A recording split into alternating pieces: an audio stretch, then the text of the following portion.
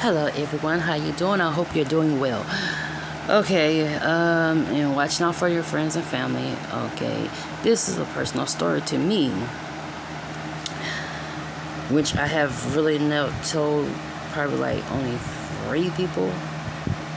This is the person I'm talking about in an abusive relationship of half my life that this person put me through. First, one particular time I was just on the phone talking to somebody. He wanted me to get off the phone, so he got mad, and I was like, well, you over there talking to old girl Blondie, and so leave me the hell alone. Now mind you, he did not stay with me. He stayed with another female and stuff like that. So what he did to that, the fact of me on the phone and not listening to him, he said that he tried to kick the phone out my hand, but he kicked me in my chest. So didn't really recuperate, so I went in the house. He followed behind me, pushed me into a chair. My stomach hit the arm of the chair, and then go on to say some other stuff, that I'm his and I will always be his. Next chapter. Oh, also, he drives a slushy truck, and it's called Self-Made Snow Cones. So, let's go to the really bad one. Oh, yeah. He got mad because I was chewing gum. He didn't allow me to chew chewing gum or smoke cigarettes, or he would get very upset. So, this one particular day, he got mad about me chewing freaking gum. He says that gum chewing is very nasty. Only nasty people eat chewing gum, chew on chewing gum, and they chew on chewing gum for hours when they have no flavor. So they just chewing around their germs in their mouth. So got into a heated argument, maybe him arguing, talking his mess and stuff like that. So another time he pushed me into a arm of a chair, and then continue on after he got on the ground, because didn't think he was gonna slap me. So when I was on the ground, he kicked me in my stomach probably like 4 or 5 times. Now mind you, I got 3 kids now, but at that time I had issues. I'm guessing it was because of find out that he do not have a sperm count, and I'm guessing he's probably one of them dudes to probably need to get a shot in order to get a female pregnant. Or maybe it's because all the drugs he used to get himself up, or the rings that he used, that he had to get it cut off one particular time. And he wasn't doing anything with me. He was actually playing with himself. But that's not what he told the nurses. But before that occurred, before he ended up in the hospital, he had punched me in my chest and pushed me onto the chair, and I fell over the chair.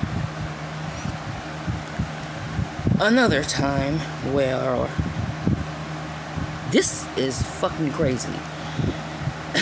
This called the cops on me, and this what gets me. The cop told me if I allow him to see his son, that he will come back and arrest me. Not to mention, I heard him tell the cops, yeah, we got into a fight. No, we didn't get into a fight. He just decided to attack me that particular day. Put a knife to my son's throat. Yeah, I said my son throat. And told me while he was holding him by the throat that he was gonna fucking kill him.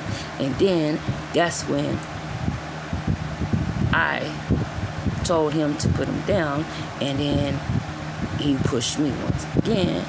And I was to the point, then I just told him, well, if you're gonna kill somebody, I guess you're gonna kill me. And if you kill me, you better be running for the rest of your life. There's a reason why I didn't say anything about this, but my cousins are older now. They're not hot-headed. Well, then he wasn't hot-headed then. It's just that the fact of, I guess, fear, but I wouldn't exactly call it fear because, I don't know. For me to stand in front of him and tell him to kill me, and so I don't exactly think it was fear. It was just, I don't know, not wanting to make him upset, not wanting to get in an argument, not wanting to get kicked in the stomach, not wanting to get punched in the face, not wanting to get almost choked the fuck out, not wanting to get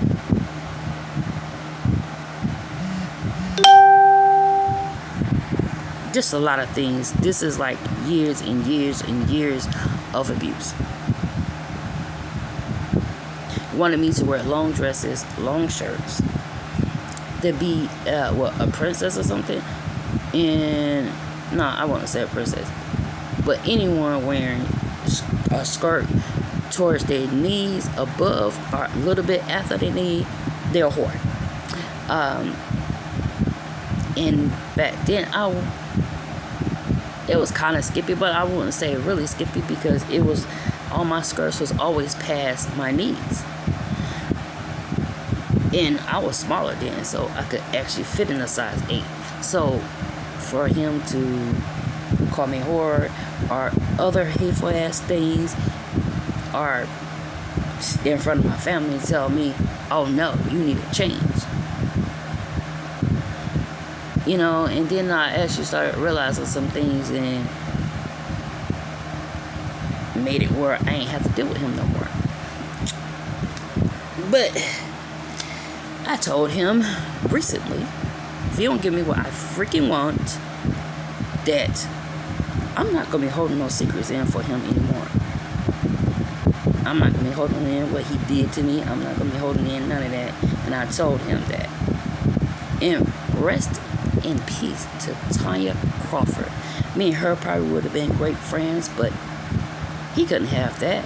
He couldn't have, oh yeah, he was a whore too. He couldn't have me knowing any of his female friends because he didn't want them to know. But technically, Tanya Crawford did know me and him was together. It didn't, I guess it didn't matter, but he told her a sob story that I'm crazy, off my rocker, I gotta be watched 24/7. I'm like, what the fuck? If I gotta be watched 24/7, well, you be going for like a couple weeks sometimes. So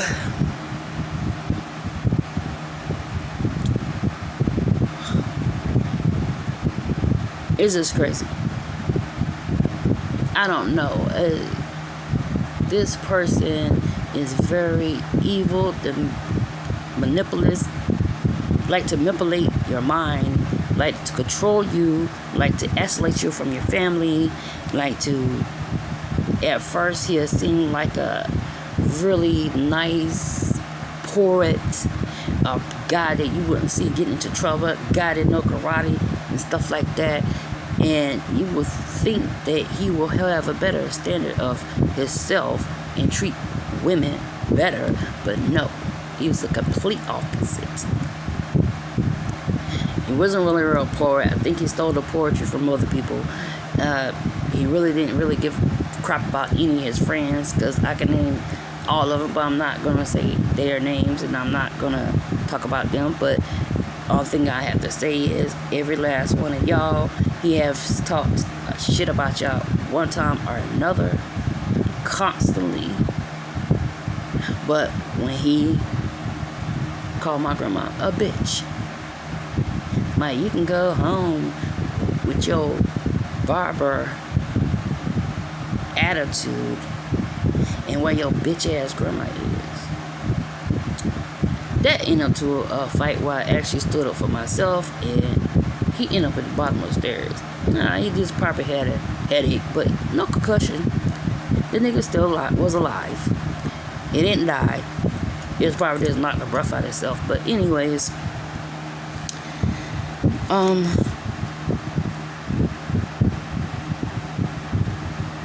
but I still just understand how this cop gonna tell me that he gonna come back and arrest me after he just basically tell him that me and him was in a fight. That's domestic violence. So if I couldn't go to cops and I didn't want to tell my family, what the hell else am I supposed to do? It's not me. It was back then. It wasn't a lot of platforms. I was like my early 20s. But I met him when I was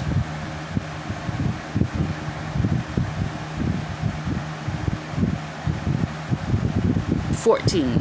He was 18. And I met him in school. So I didn't know about, all this other extra stuff. So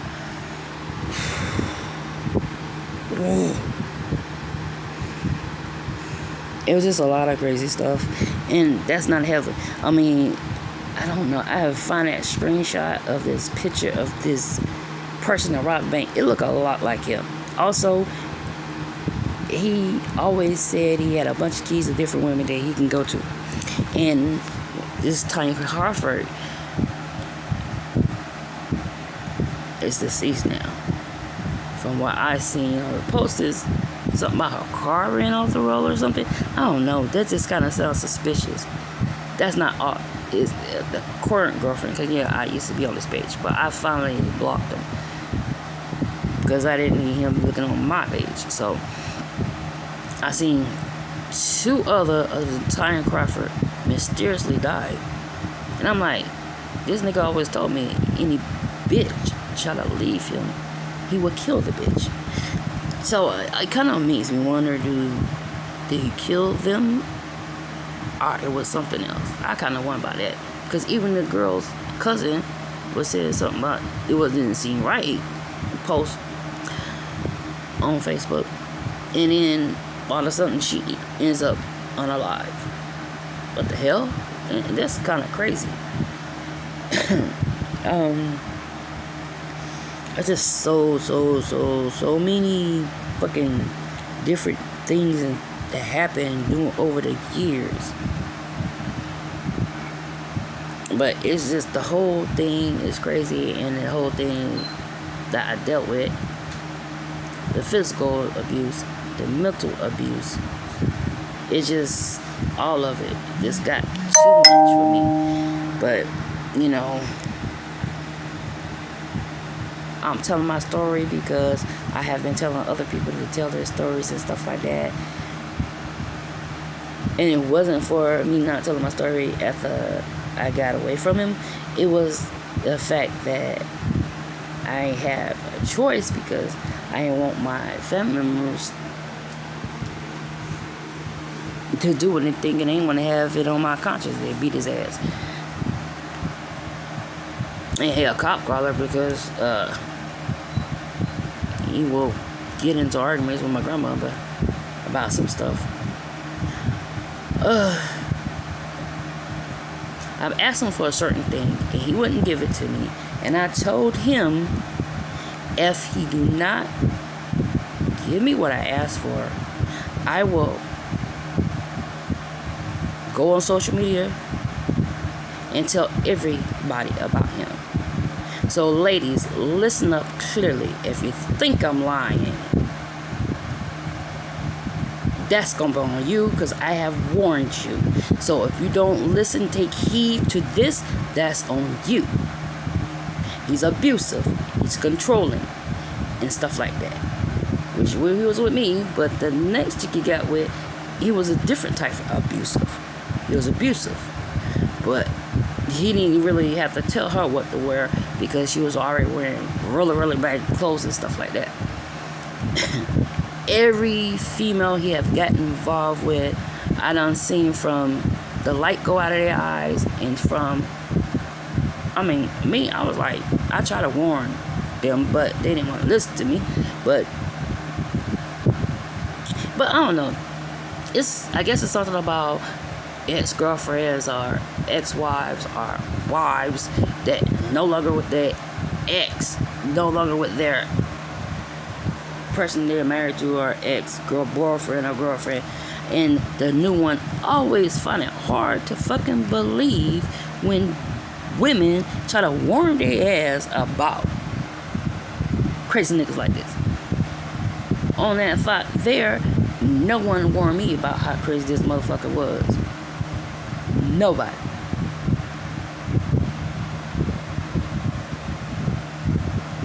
I mean, he always try to make it like it's my fault.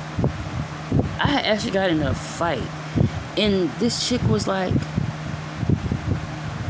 well, I didn't like the way you did him. And I'm thinking to myself, if I didn't break free for him, you and him wouldn't be together. Well, maybe y'all would be together. It just you'll be the side piece. But there's no here or there. Yeah, I believe he slept with one of my bestest friends. But the weird thing is I didn't really get mad. I didn't really get mad. I was still friends with her. She didn't know I knew, but I knew. Because I could tell.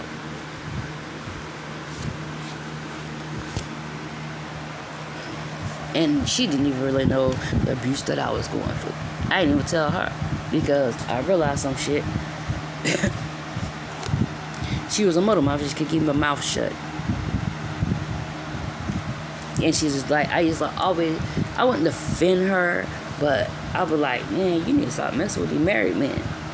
You know, but I mean, I didn't try to judge her, but I would like try to give her advice and try to tell her to not do that. But hey, she didn't listen to me. And I guess she didn't listen to me because in her mind, she was using me. She have probably stayed with me in most of my apartments. Yeah, she don't know that the fact that on particular time she had me babysitting and I went to sleep and I overheard her talking about how she uses me to babysit. And I'm like, hold up. You buy me something to eat. You buy me something to drink. I have everything I need to watch kids. So who's using who?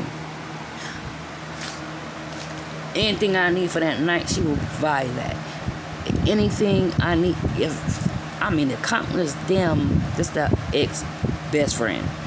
Countless times that she brought me things, but she was talking about how she was, not to mention how many times she was leaving with all the kids. I didn't care because I love kids. Anyways, dang, went off damn track again. Sorry about that, but hey, I kind of like just do that all the time. I try not to, try to stay on point, but it's kind of hard. So,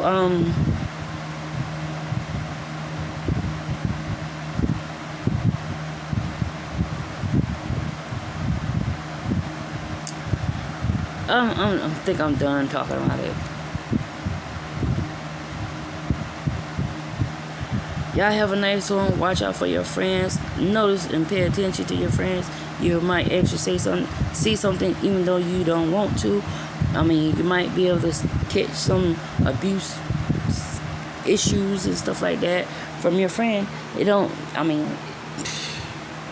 I'm just saying, y'all take it easy. And if you see this nigga, you might want to run. Y'all have a nice one. Also, I don't need any sympathies. I don't need anybody to feel like, I feel sorry for you. No, I don't need anybody to feel sorry for you. Just take heed of it and just watch out for your family members. Make sure they ain't going through no crazy stuff like I have. I'm just only talking about it because this is my testimony of my life. And that's it. I'm actually going to make a book about it too. And ain't nothing you can do about it. Y'all have a great one.